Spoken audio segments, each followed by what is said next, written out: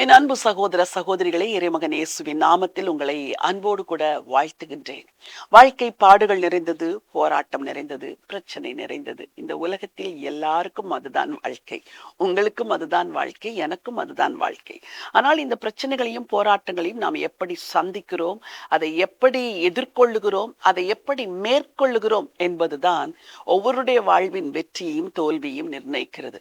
Olympic பந்தயத்திலே வெற்றி பெற்ற ஒரு பெண்ணை அழைத்து, உன் வெற்றியின் ரகசியம் என்ன என்று கேட்டார்களாம். அவள் சொன்னாளாம், என் அப்பா 3 வயதிலிருந்தே எனக்கு கடுமையான பயிற்சியை கொடுப்பார். ஒவ்வொரு முறையும் அப்பா கை வலிக்கிறது, கால் வலிக்கிறது, உடம்பு வலிக்கிறது என்றால் என் அப்பா விடவே மாட்டார். எப்படியாவது அன்றைக்கு அந்த பயிற்சியை முடித்து விட்டுத்தான் என்னை வீட்டுக்கு அழைத்து கொண்டு வருவார். அவர் கொடுத்த இந்த கடினமான பயிற்சி தான் எனக்கு இந்த வெற்றியை தந்தது என்று சொன்னாளாம். உண்மையாகத்தான் இந்த உலகத்திலே நாம் சில காரியங்களை கடினமாக கை கொள்ளும் பொழுது, அல்லது கடினமாக மேற்கொள்ளும் பொழுது, கடினமாக எதிர்கொள்ளும் பொழுது, ஆண்டவர் அதற்கு ஒரு பரிசையும் வைத்திருக்கிறார், ஒரு வெற்றியும் வைத்திருக்கிறார். ஒரு வேத வசனத்தை உங்களுக்காய் வாசிக்க விரும்புகிறேன். ரோமருக்கு எழுதின நிருபம் 8ஆம் அதிகாரம் 17வது வசனம். நாம் பிள்ளைகளானால் சுதந்திரருமாமே, தேவனுடைய சுதந்திரரும் கிறிஸ்துவுக்கு உடன் சுதந்திரரும் ஆமே. கிறிஸ்துவுடனே கூட நாம் மகிமைப்படும்படிக்கு அவருடனே கூட பாடுபட்டால் அப்படி ஆகும். ஆதலால் இக்கால பாடுகள் இனி நம்மிடத்தில் வெளிப்படும் மகிமைக்கு ஒப்பிடத்தக்கவைகள் அல்லவென்று எண்ணுகிறேன்.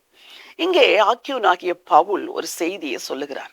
நீ ஆண்டவருடைய பிள்ளை என்று சொல்லுகிறாய், இயேசுவின் பிள்ளை என்று சொல்லுகிறாய், தேவனுடைய மகன் என்று சொல்லுகிறாய், எனக்கு பரலோகம் காத்திருக்கிறது என்று சொல்லுகிறாய். நீ தேவனுடைய மகள் உண்மைதான், தேவனுடைய மகன் உண்மைதான். கிறிஸ்துவுக்கு இந்த பூமியில என்னென்ன ஆசீர்வாதங்கள் உண்டோ எல்லாம் உனக்கும் உண்டு, உண்மைதான். கிறிஸ்து வாசம் அணுகிற பரலோகமும் உங்களுக்குரியது என்பது உண்மைதான். கூடவே வசனம் சொல்கிறது, கிறிஸ்துவுடனே கூட மகிமைப்படும்படிக்கு நாம் அவருடனே கூட பாடுபட்டால் என்று சொல்லியிருக்கிறது. எல்லாம் எனக்கு வேண்டும், கிறிஸ்துவுக்காக பாடுகள் வேண்டாம் என்று எவருமே சொல்ல முடியாது. ஏனெனில் இயேசுவுக்காக பாடுபடுவது என்பது ஒரு தேவனுடைய பிள்ளைக்கு நியமிக்கப்பட்ட ஒன்று. நீங்கள் ஒரு குடும்பத்தில் 7 பேர் இருக்கலாம், நீங்கள் ஒருவர் தான் ரட்சிக்கப்பட்டிருக்கலாம். 6 பேரும் உங்களுக்கு விரோதமா இருந்தால், ஐயோ ஆண்டவரே எனக்கு ஏன் இந்த பாடுகள் என்று சொல்லக்கூடாது. நீங்கள் கிறிஸ்துவ நிமித்தம் பாடுகளை சகிக்கிறீர்கள். வேலை செய்கிற இடத்தில் நீங்கள் ஆண்டவருக்காக நிற்கிறதுனால உங்களுக்கு விரோதமாய் எழும்பி உங்களுக்கு ப்ரமோஷனும் சம்பள உயர்வும் தராதபடி அவர்கள் உங்களை வஞ்சிக்கிறார்கள் என்றால், நீங்கள் கிறிஸ்துவ நிமித்தம் பாடுபடுகிறீர்கள். இயேசுவை சேவிக்கிறது நிமித்தம் சில பிரச்சனைகள், போராட்டம் அயலகத்தாரோடு வருகிறது, அண்டை வீட்டாரோடு வருகிறது என்றால் கவலைப்படாதிருங்கள்.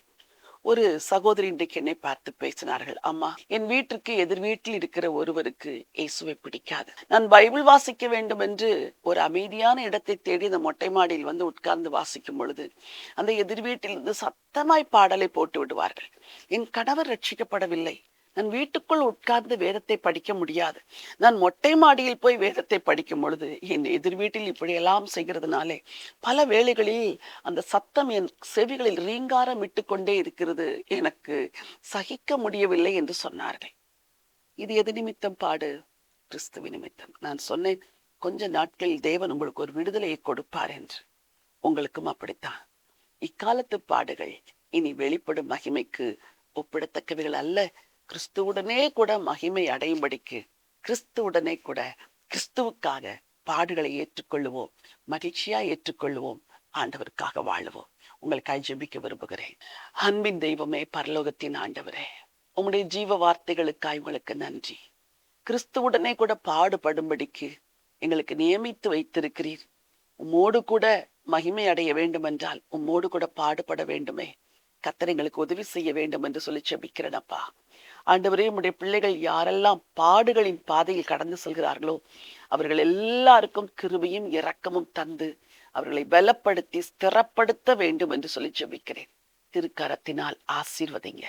ஆண்டவர் இயேசு கிறிஸ்துவின் நாமத்தில் ஜெபிக்கிறேன், ஜீவனுள்ள நல்ல பிதாவே, ஆமென். பிரியமானவர்களே, கிறிஸ்துவோடு கூட மகிமை அடையும்படிக்கு இப்பொழுது கொஞ்ச காலம் அவரோடு கூட பாடுகளை சகித்துக் கொள்ளுங்கள். மகிமை உங்களுக்காய் காத்திருக்கிறது.